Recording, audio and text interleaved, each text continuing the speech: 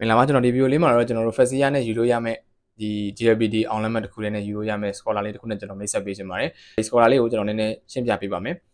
ဒီ scholar ကျတော့ကျွန်တော်တို့ Fazia နဲ့ယူလို့ရတာဖြစ်တဲ့အတွက်ကြောင့်ကျွန်တော်တို့ဒီ Fazia မှာလိုအပ်တဲ့ကျွန်တော် GPA တွေပါတယ်ညာလုံးဝမလိုဘူးပေါ့နော်အဲ့တော့လွယ်တကူရှောက်လို့ရတယ် GLPD online map နဲ့ရှောက်လို့ရတယ်ပေါ့ဒီ scholar လေးကြောင့်ကျွန်တော်နည်းနည်းရှင်းပြမယ်ဒီ scholar လေးကကျတော့ကျွန်တော်တို့တစ်လကိုဂျပန်ငွေ9000ပေါ့နော်9000ရမှာဖြစ်ပါတယ်တစ်နှစ်နဲ့တွက်မယ်ဆိုရင်တော့တစ်နှစ်ကိုဂျပန်ငွေ1060ရမှာဖြစ်ပါတယ်ဒီ scholar ရဲ့ကောင်းတဲ့ချက်တစ်ခုကကျတော့ကျွန်တော်တို့ဗာလဲဆိုရင်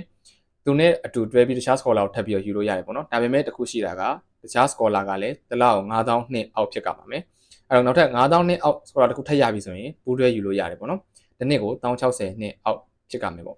ဆိုတော့အဲ့ဒီဟာလေးကတော့ကောင်းတဲ့အချက်တစ်ခုဖြစ်တယ်ပေါ့နော်အဲ့တော့ကိုက10000လောက်ထိကိုတက်နိုင်တယ်ဆိုရင်ကိုလုံးနိုင်တယ်ဆိုရင်ကျွန်တော်ယူလို့ရတဲ့ scholar တစ်ခုဖြစ်တယ်ပေါ့နော်သူ့မှာလည်းတထုံးစံတိုင်းပဲဒီ scholar လေးထုံးစံတိုင်းပဲဒါသတိထားမယ့်ချက်လေးတွေရှိတယ်အဲ့ဒါတွေကဘာလဲဆိုတော့ကျောင်းမှန်သွားရမယ်ကျောင်းနားလေဆိုရင်အလိုလျောက်ဒါဖြတ်သိမ်းခြင်းခံရမယ်နောက်ပြီးတော့ပတ်စံပြန်ဆက်ပြေးရတဲ့ဟာမျိုးတွေဖြစ်လာနိုင်တယ်ပေါ့နော်ဒီလိုဟာလေးတွေရှိတယ်ဒါကတော့ထုံးစံပဲပေါ့အသေးစိတ်သိချင်တဲ့ဆိုတဲ့သူတွေကတော့ကျွန်တော်အောက်မှာ comment လေးမှာကျွန်တော်နှိပ်ထည့်ပေးထားမယ်အဲ့ဒီ website မှာသွားပြီးတော့လေ့လာလို့ရပါတယ်နောက်ထပ်ကောင်းတဲ့အချက်လေးတစ်ခုကကျွန်တော်တို့ဗာလဲဆိုရင်တော့ကျွန်တော်တို့ဒီ Fazia ကျွန်တော်တို့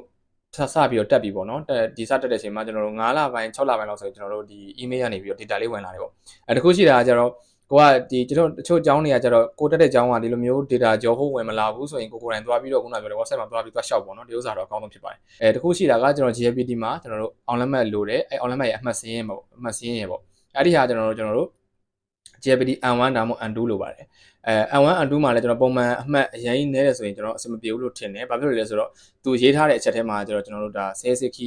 USU ရှာဖြစ်ရမယ် USU ဖြစ်ကြမယ်ပေါ့နော်နောက်ပြီးတော့ကျွန်တော်တို့ဒီပေးတဲ့ scholar ကျွန်တော် JESS ဒန်တိုင်းကဖြစ်တော့ကျွန်တော်တို့တခြားကျောင်းပေါင်းစုံကျောင်းများစွာလည်းရှောက်ကြတဲ့ scholar တစ်ခုဖြစ်တယ်အဲ့တော့ကျွန်တော်ရဖို့ chance ကတော့အရင်အများကြီးတော့မဟုတ်ဘူးနောက်တစ်ခုကကျွန်တော် GLPD N1 N2 ဆိုတဲ့အတွက်ကြောင့်ကျွန်တော်တို့ရှောက်ကြမဲ့သူကလည်းများတယ်ကိုကရနိုင်ဖို့အခွင့်အရေးကတော့အရင်အများကြီးတော့မရှိဘူးဒါပေမဲ့ကံကောင်းရင်တော့ရနိုင်တယ်ဆိုတာရှိတယ်အဲ့တော့ရသွားရင်တော့ကောင်းတယ်ဆိုတဲ့အတွက်ကြောင့်ကျွန်တော်တို့ရှောက်ကြည့်တာတော့အကောင်းဆုံးဖြစ်မယ်လို့ကျွန်တော်အနေနဲ့ထင်တယ်နောက်ထပ်လိုအပ်ချက်တစ်ခုကတော့ကျွန်တော် Sweet Sense Shop ပါအဲ့ဒါကျတော့ကျွန်တော်တို့ကိုတက်နေတဲ့ကျောင်းကဆရာပေါ့ကိုယ်တန်းထုတ်ရှာဆရာဖြစ်ဖြစ်ကိုယ့်ရဲ့အတန်းပိုင်ဆရာပေါ့နော်အဲ့ဆရာကိုကျွန်တော်တို့ Sweet Sense ရေးခိုင်းမှုလိုပါတယ်တောင်းဆိုဖို့လိုပါတယ်အဲ့တော့Sweet Sense Shop မရှိဘူးဆိုတော့ဒီ scholar ကရှောက်လို့မရဘူးပေါ့နော်ရေးကြည့်တဲ့ချက်ကဘာလဲဆိုရင်ကျောင်းကနေကျွန်တော်တို့ Sweet Sense ရမရကိုကျွန်တော်တို့